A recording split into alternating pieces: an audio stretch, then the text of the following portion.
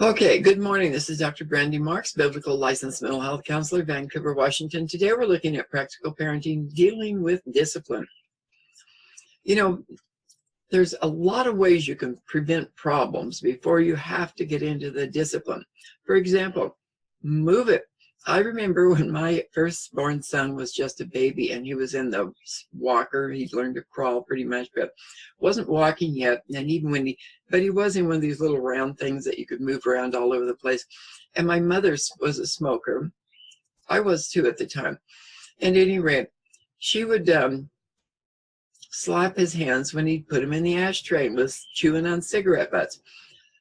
And and I'd say, Mom, he just doesn't understand. Move the ashtray. She says, no, he has to learn not to do this. Well, needless to say, as soon as I got a job, I moved out of my mother's house because I did not agree with her behavior and the way she was trying to teach this young boy not to touch cigarettes by beating his hands. Oh, that still irritates me and hurts my heart today to think about the fact that I lived there so long when he was a baby, up until he was about 6 months old anyway, and then I was able to move out. But instead of, we all can't move out, but we can learn to move it out of the way. Look around your house. Do you have certain things, special things sitting around on the coffee or end tables or shelves? Does it seem you're always needing to say, don't touch that? Hopefully you're not slapping your child's hands and scowling at him. Children are very interested in exploring pretty things, interesting things, nasty things even. Both of my kids went for the slugs in the mouth. Ew, my mom was always the one to take the slug out of their mouth. Ugh. I couldn't touch the nasty thing. Thank God she was there to do it. One way they explore is by touch. When they're terribly curious, they're just learning, people. Don't be upset with them. Move it out of the way. Do yourself and the children a favor. Get it up and out of the child's reach. You'll save yourself a lot of reminding, a lot of frustration, and your pretty things will stay safe, and the disgusting things will stay out of your child's hands and mouth. Okay. Think about changes you can make to stop problem behavior. Reminders. If you often find yourself saying, don't play on the stairs or whatever, put a child safety gate at the top or bottom of the stairs. The gate will keep the children from climbing on the stairs, so you won't have to remind them. If you have a real adventuresome child that insists on trying to climb over or under the gate, you need to pay more attention. Children need time and attention from parents. You just can't put up safety gates or other things. You also have to give them your time and attention and not just use the excuses, well, I'm ADHD or I'm bipolar. Sometimes my emotions are and I just can't. No, it's your responsibility as a parent when you chose to have children to learn more about your own self and how to work with you and your either ADHD or outrageous emotions of your own, how to manage them to help your child and not use it as an excuse for not doing what you need to do as a parent. If your outdoor play area doesn't have a fence around it and you can't afford a fence, well, children have trouble remembering how far they're allowed to go. They're busy playing. They're a child. You're the adult. Okay, find a way. Use a piece of brightly colored rope. Have the children help you to lay the rope on the ground around the outside of the play area, but you need to pay special attention here when they're outside as well. The next time then when they're outside though, or even in the house, if there's areas where they're not supposed to go, put some brightly colored rope down. We play inside the yellow rope to be safe, or the bright orange rope, the bright green rope. Bright yellow and bright green seem to be wonderful, but especially yellow. This is why they use it on sidewalks. So the next time, remind them, we play inside the yellow rope to be safe. Children want to please adults. It's important to tell them what they can do to please you instead of what they can't do that upsets you. What to do or not to do. Tell children what you want them to do. Children often hear us tell them what they shouldn't do instead of our taking some extra thought and time to say, keep your feet on the floor instead of don't swing your feet up. You need to keep your feet inside the kitchen area while I'm doing the dishes. When I'm done, then we can walk outside the kitchen area or the bathroom, wherever you're at. Give warnings. Change is hard for all of us, adults or children. It's especially hard when playing to stop and do something else. It's especially hard when you're overly focused on something, to change what you're doing. But practicing to give that second ear and eye in your peripheral vision to what that child is doing while you're focused on the dishes or paying the bills or whatever. You have to remind yourself that you have a child that needs your attention. Giving a 5-minute warning to help children plan for change is really helpful if they're busy in an activity and you want them to end it, say, in 5 minutes. Say, in 5 minutes, we're going to put away the toys and wash our hands for lunch. Okay, you have 5 minutes here. In 5 minutes, I will stop with the dishes or whatever I'm doing, and then we'll go do something else. You set a timer to remind you to stop the activity or them to stop their activity and go and do something else. Okay, you may want to set a timer, as I said, as a reminder for both of you. Have active and quiet times. Kids need both for every day throughout the day. Active times gives them time to run, jump, climb, chase, dance, ride a bike, use lots of energy outside whenever possible as the weather permits. Quiet times give children time to calm down and take a breath and relax, settle themselves during a busy day. For example, puzzles, coloring, listening to stories, playing with clay, sand, or water. I use all of these in counseling with young children. They love it. It'll quiet them down in a heartbeat. A quiet activity before nap time helps to calm them. So watch their behavior during the day. If they're getting excited or out of control and they're not paying attention, they may need some quiet time. Or maybe they need to go outside or be busy with you doing something. Set the dishes, the bill paying, the whatever, bed making, the washing clothes. Say, okay, let's take some fun time together and take 5, 10, 15 minutes with them to play a game, to roll on the floor somersault with your children. Okay, plan quiet activities for times when they need to be calm, like just before a nap. And remember, prevent problems by giving your children time and attention as little as 5 to 10 minutes, 3 or 4 times a day. It's not that much, and it will make a huge difference. School-age children need your time and attention right after school and at bedtime, right before school. Weekends, they need time with all of you as a family, ideally one whole day or at least several hours each day of the weekend for some planned activity. Parenting sessions. When you have problems, you may find the following helps to resolve those problems.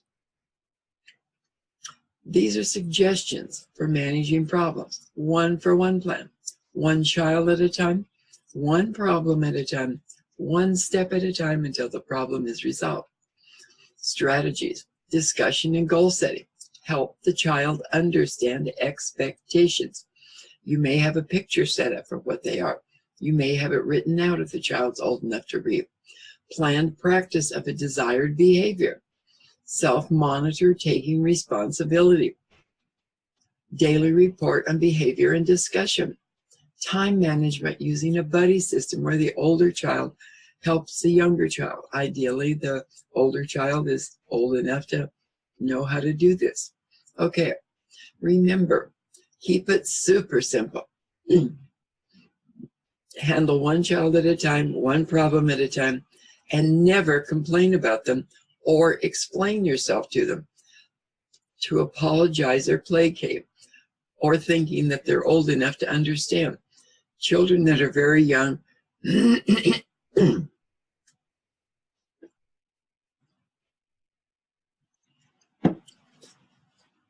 won't understand long-winded explanations any more than an adult wants to hear long-winded explanations. Okay. Instead, know what you want to discuss. Don't let the child change the focus on you. Stick with the topic under discussion and be totally committed.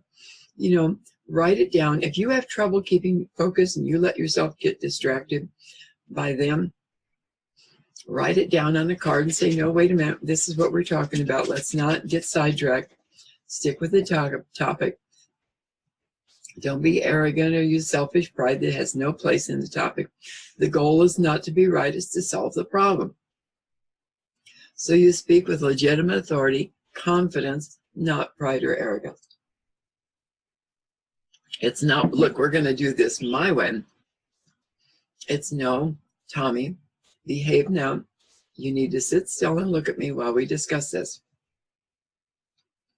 The problem, describe their behavior only. You walked away while I was talking. You hit your sister. This is not okay. Don't go into long-winded biblical explanations of why they shouldn't be doing it. That's for when they're older.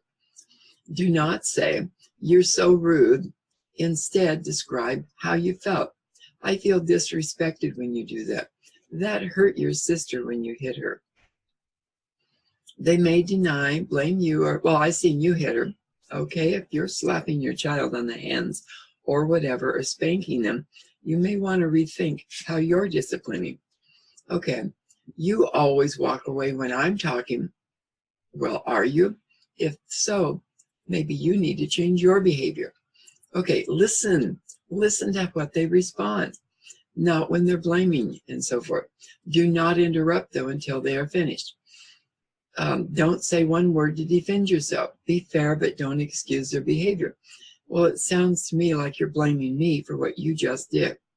Okay, if I'm doing something wrong, then I'm willing to change my behavior. But let's talk about what you're doing that's not okay right now and what you can do to change your behavior. And don't excuse what you have done. Paraphrase to clarify for understanding. I heard you say that you've seen me, or I've hit you at times when I've been upset. Is that right? Is that what you said? Okay. Do you think that was right of me to do that? I agree with you. It wasn't. I need to change my behavior. But right now we're talking about your behavior. Circumstances. Consider unusual situations without using them to excuse their behavior. There may have been a change in events that were beyond their control. They didn't have enough information or the skills to do the task. They may have had personal problems that created excess stress. Look for alternatives, a solution both of you can live with. Ask them to help you find a solution. Be willing to honestly consider their ideas, no matter how strange they may be. Paraphrase what they have to say. Listen, look at them, learn from them, and paraphrase. Ask them to paraphrase you for greater clarity and understanding. I saw a friend do this once when I was in counseling school. She said, Mitchell, I want you to go do such and such and so and so. And he's running around back. Do you understand what I said? Yeah, I heard blankety bink, bink, bink, bink, bink all over the place. She says, Mitchell, come here. Tell me what you heard me say. He was able to repeat it back to her. And by doing that, she said, great, now I know you heard me. And he actually did what was expected of him the next time. So when she came home, the task was done. It was fabulous. Okay. Agreement. Both of you agree on the solution. Put it in writing if necessary, and both of you sign it. This is with the older child, but a young child can put their fingerprint on it. Okay, there's some food coloring or some ink from, or crayon. Just put your crayon X mark on it, okay?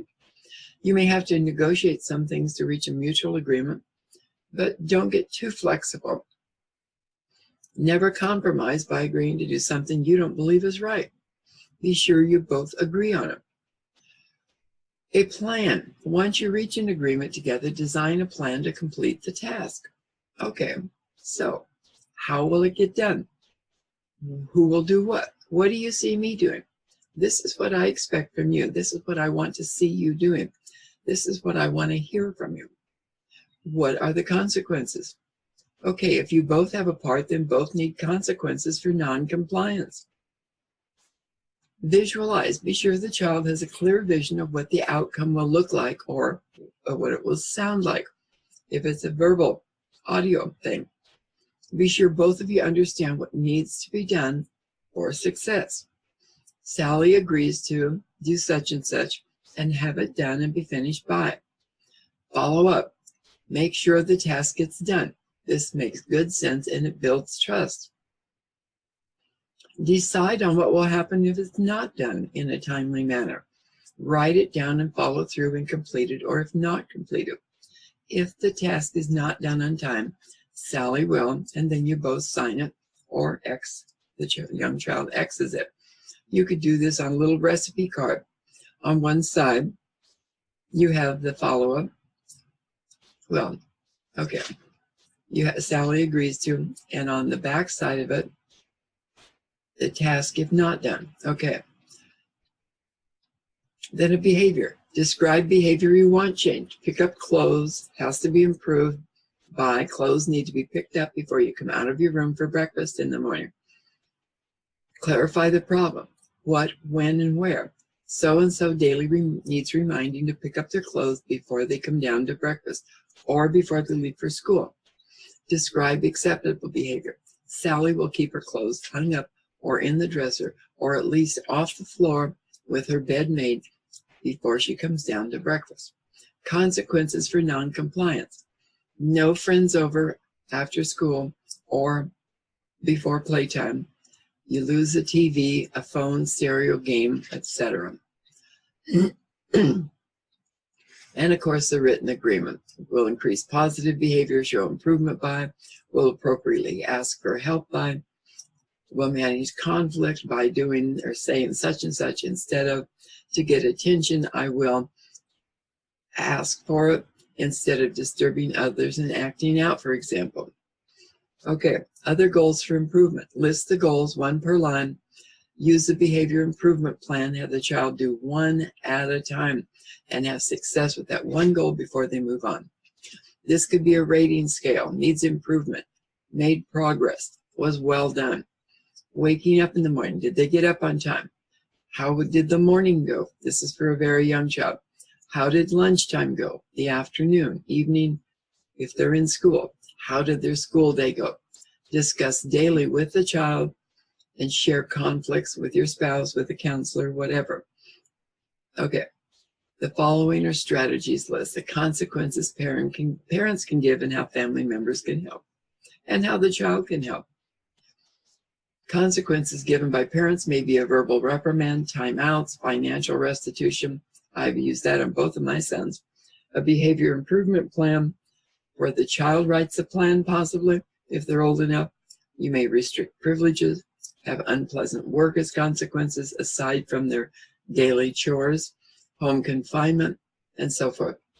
We have covered this before. However, when you see a problem, instead of telling the children what you think the problem is, ask them what they think the problem is. Then ask them what they think could be done to solve the problem. Allow them to solve the problem even if their way differs from yours. Give it a try at least. Okay, here's positive responses family members can help with. Discussion, practice behavior, weekly conferences, writing a contract, and so on and so forth. I don't want to spend too much time on this. You can see it here and come back over and recheck the video later. Okay, consequences can be natural and logical. These are the best. Late going to bed, they're tired the next morning because they still have to get up at the right time. Radio not turned down, they lose it for 24 hours. They're playing their game, they're swearing and aggressive. You ask them to redirect themselves or they lose a certain privilege. You take the game away if they're smashing it or hitting on it. Negative activity of any time, they lose it for 24 hours. Although if it's a 5-year-old child, I suggest you take it away for 5 minutes. Okay, the older the child, the longer they lose the privilege. Negative activity, they lose that for 24 hours, maybe 12 hours if they're adolescent or teenager to start. Not do their chores, no friends over, and they don't go outside until they're done. Give them a choice. You can turn down the radio now or lose it for the next 12 to 24 hours. You can stop watching that violent show or whatever, or lose the television for the next 12 to 24 hours. You can do your chores or stay inside with no friends, TV, phone, or stereo until your chores are done. When you give a consequence and the child replies, "You can't make me," Well, they're absolutely right. Not without using power and control in a way that is violent. However, we do not use violence. Instead, tell them you can give up the game or TV now or lose it and all other privileges for 24 hours. This means you unplug the TV, the stereo, or take it away. Always document consequences so you can follow through on the results. It's their choice.